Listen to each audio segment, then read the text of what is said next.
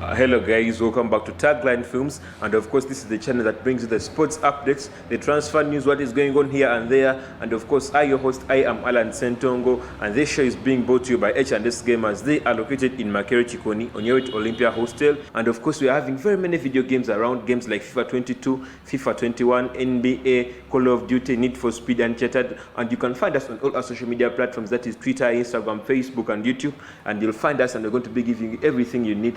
And of course today there is great shock in the world as England lost their queen, their long-serving queen, Queen Elizabeth. She died at the age of 96 years old. And just to let you know the rule that is going on in England, this literally means that every activity that is going to be put on halt for 10 days, and after 10 days the queen is going to be buried. This leaves the English football, that is English Premier League, EFL, and all the other leagues in England, they are going to be put on a halt for 10 days. This literally means that this weekend we're not going to be having any Premier League action, and so that is going to be the case for the other weekend. This literally gives some teams a chance to develop their players. For example, teams like Arsenal, these are teams which have been disturbed by injuries. We are seeing some of their players like Thomas Taipate, players like Mohamed El Nini have been on injury. Going on to Liverpool, we are seeing their players are just come back from injury. Players like Thiago Alcantara, players like Diogo Jota. This literally gives them a chance to rebuild their teams, and it gives them an opportunity or a window to have better results, because we know that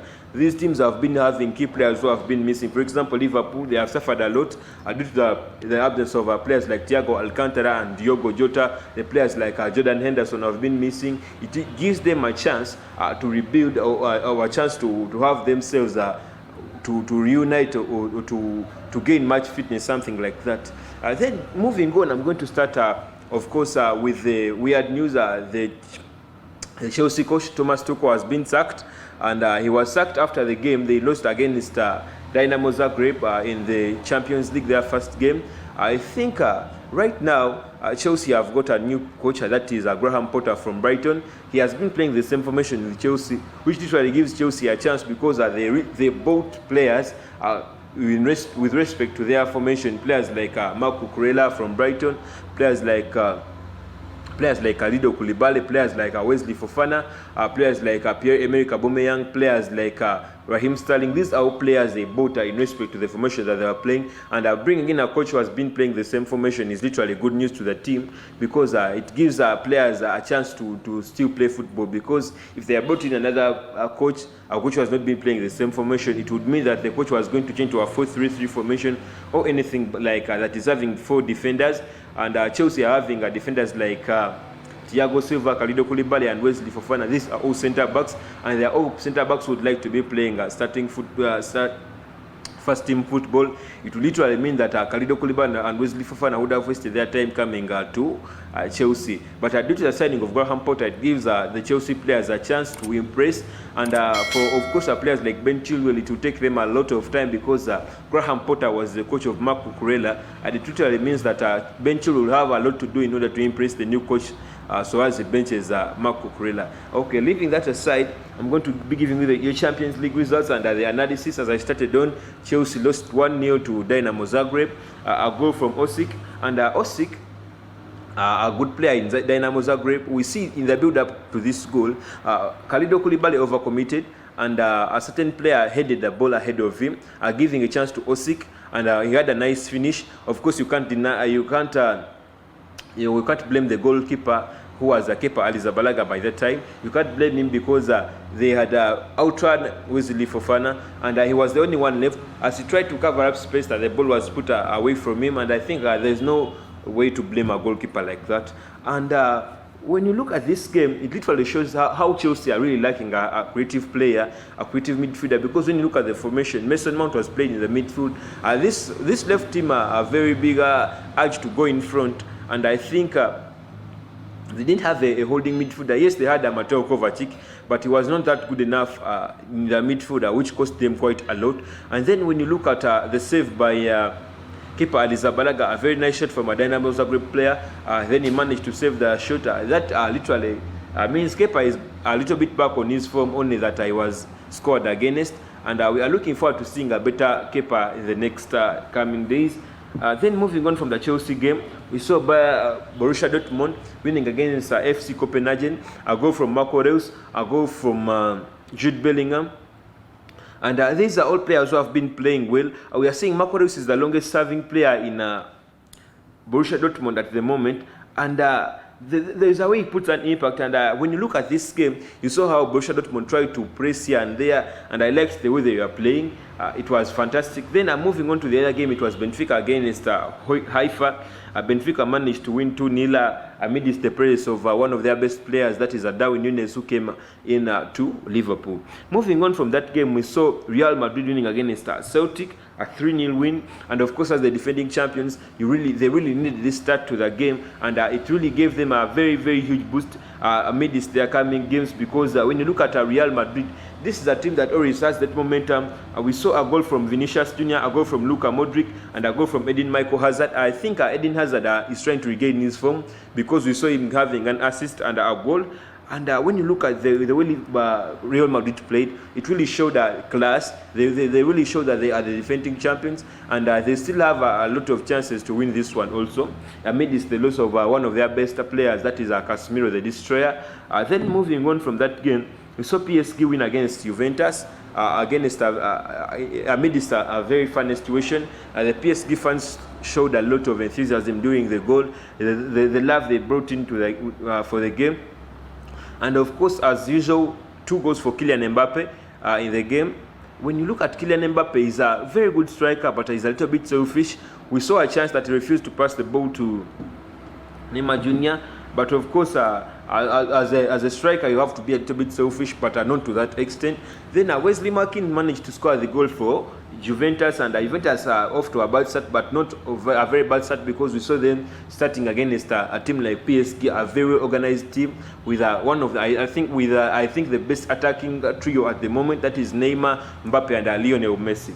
Then moving on from the PSG game, there was a shock on Tuesday. RB Leipzig lost to Shakhtar Donetsk. A very huge shock. I thought RB Leipzig was either going to win or draw in this one, but a very huge shock for RB Leipzig, as we saw a goal from Shved. I think he managed to pull up 2 goals, a goal from Traore and a goal from Modric. Moving on, a goal from Simakan, that is for RB Leipzig. Then moving on from that, AC Milan drew with Salzburg. Of course, as I told you earlier on, I thought it was either going to be a draw or a win for AC Milan, and here it comes, a 1-1 for AC Milan against Salzburg. This literally means that when you look at AC Milan and the way they are playing, I am starting to fancy the way they are playing.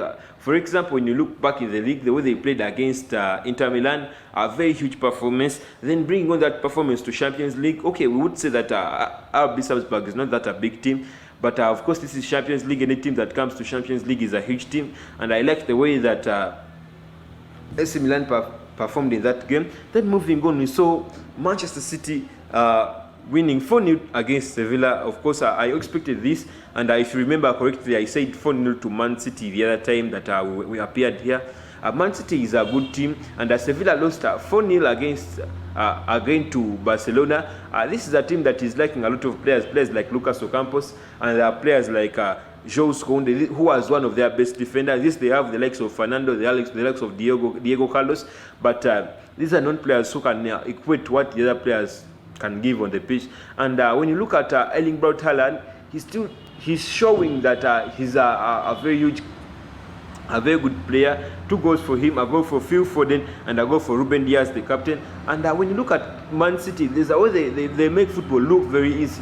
And with the signing of the players like Erling Braut Haaland, it literally shows that Man City were only missing a striker to be pulling off those huge performances. Because when you see, Man City is a team that is scoring a lot of goals. They are scoring 4-0, they are scoring 3-0, they are scoring 3-3. You already see them scoring a lot of goals. This literally means that with time to come, Manchester is going to be completely unplayable. In fact, not with time to come, but right now, Manchester is a team that is not playable at all. Because when you look at them, they have that enthusiasm. They all like to score, and with the coming in of Erling Braut Haaland, who is a typical striker, it gives them a chance to be winning every game that comes their way. Then moving on from Tuesday, on Wednesday we saw very many different games. I'm going to start with the Napoli game against Liverpool. We saw Liverpool losing to Napoli in a very funny way, a way we could not expect at all. And when you see this, you see Liverpool, a team that had some of its players back, the likes of Thiago Alcantara, Diogo Jota. They decided not to play Diogo Jota and Thiago Alcantara, considering the fact that they were just from injury. But I liked the energy that the Napoli players came with. The press that they came with, they showed that they were going to win the game from the starting minutes. The way they were pressing, and when you look at this performance, you look at the Liverpool defenders like Joe Gomez. He really was out of order. He was out of place. He lost the ball 3 times, and they conceded 2 times out of the 3 times he lost the ball. And this literally means that Gomez, as a player, he really has to work hard, because when you're in a team like Liverpool, you ought to put in all your best. This is Champions League. This is not the league where you were like, I'll come back, I'll win a few games here and there. This is Champions League, and anytime you never know, you may be knocked out from the group stages. But I really enjoyed the performance from the Napoli players. Players like Giovanni Simeone. By the way, Giovanni Simeone is the son of Diego Simeone, and at the age of 15, he got a tattoo, a Champions League tattoo on his arm. It really angered his father, and he promised his father that if he scores in the Champions League, he'll have to kiss that tattoo, and it really came to pass. He scored 2 goals. He actually was looking forward to scoring a hat-trick, which never came to pass, but of course they managed to win against Liverpool, a goal from Luis Diaz. I like the way Luis Diaz plays. He cuts inside, and after cutting inside, he shoots. This is what all the other wingers should be looking out to, because most of the wingers waste a lot of time trying to dribble past players, trying to pull out a few skill moves here and there. This is not the case with Luis Diaz. He really likes to cut inside and shoot. If he's not shooting, he's passing the ball. Then apart from that, Ajax won against Rangers. These are the Rangers are Europa League finalists, but it's very funny how they were beaten 4-0. They lost 4-0 to a team that lost most of its key players. It lost Alessandro Martinez, it lost Antony, it lost Gravenberch, it lost Mazrui, it lost Sebastian Haller. But it is very funny how they managed to come and pull up a very good performance. A goal for Bergwijn in the Champions League, a goal for Kudus, a goal for Bergwijn, and a goal for Alvarez. Then moving on from that game, we saw a masterclass from Barcelona. 3 goals for Robert Lewandowski, 5 goals for Barcelona, and what a performance from Ousmane Dembele, pulling off a few assists here and there. I really enjoyed the way he played. Ousmane Dembele is really a beast. He's becoming a beast again. If he's not disturbed by injuries, Barcelona is going to be a very hard team to play against, with the cooperation in the team. Because when you look at the players like Rafinha, players like Dembele, players like Robert Lewandowski, players like Ferran Torres, a goal for him. You see, Barcelona has a lot of variety. He has a variety in front. When you look at the players like Ferran Torres, when you look at players like Ansu Fati, players like Robert Lewandowski, players like Ousmane Dembele, these are players who really put in their best. And if all goes well, I see Barcelona being serious title contenders in the La Liga, and at least to reach the semi-finals in the Champions League. But as it stands now, Robert Lewandowski is the top scorer, and 2 goals for Kylian Mbappe, 2 goals for Erling Braut Haaland, and 2 goals for Giovanni Simeone. This actually gives Robert Lewandowski an edge. Leaving alone that, we saw Inter lose to Bayern 2-0, as we all expected. I rather never expected Inter to lose 2-0. I expected them to lose at least 3-1 or 4-1. Okay, I expected them to score a goal at least, but it never came to pass. A goal from Leroy Sané and an own goal from D'Ambrosio led to a 2-0 loss for Inter Milan. Then moving on, Tottenham Hotspur won against Marseille. 2 goals for Richarlison, his first Champions League game. 2 goals. That is huge for him. That is way huge for him, and it is fantastic. I liked the way he played, and I enjoyed the way he scored those 2 goals. It was really, you saw him looking in disbelief, because your first game in the Champions League, you score 2 goals. I think that is very wonderful to see. As a player, that is one of the best moments you can ever have in life. And moving on from Champions League, on Thursday we saw Europa League, and in Europa League, some of the best games, some of the main games in Europa were Arsenal. It was playing against, we saw Arsenal, and it won 2-1, sorry. Arsenal managed to win 2-1, a goal from Marquinhos, and also an assist from Marquinhos. I liked the way he played. However much he was not very much involved in the game, but he managed to score and to give an assist. That was very nice. A goal for Zurich. The match managed to end 2-1 in favor of Arsenal. Then a very controversial game, that was Manchester United versus Real Sociedad. We saw Real Sociedad winning 1-0, a penalty for Real Sociedad, and Eric Ten Hag managed to change the formation, not the formation rather, but the lineup, starting with David De Gea. He managed to play Harry Maguire, Victor Lindelof, Diogo Dalot, and Tyrell Malacia in his back. And then he played Casemiro alongside Eriksen in the midfield. Fred was played as an attacking midfielder in this one. He played Anthony Elanga. I played Anthony Matheus, the new signing, and also Cristiano Ronaldo. We saw Ronaldo missing a few chances here and there.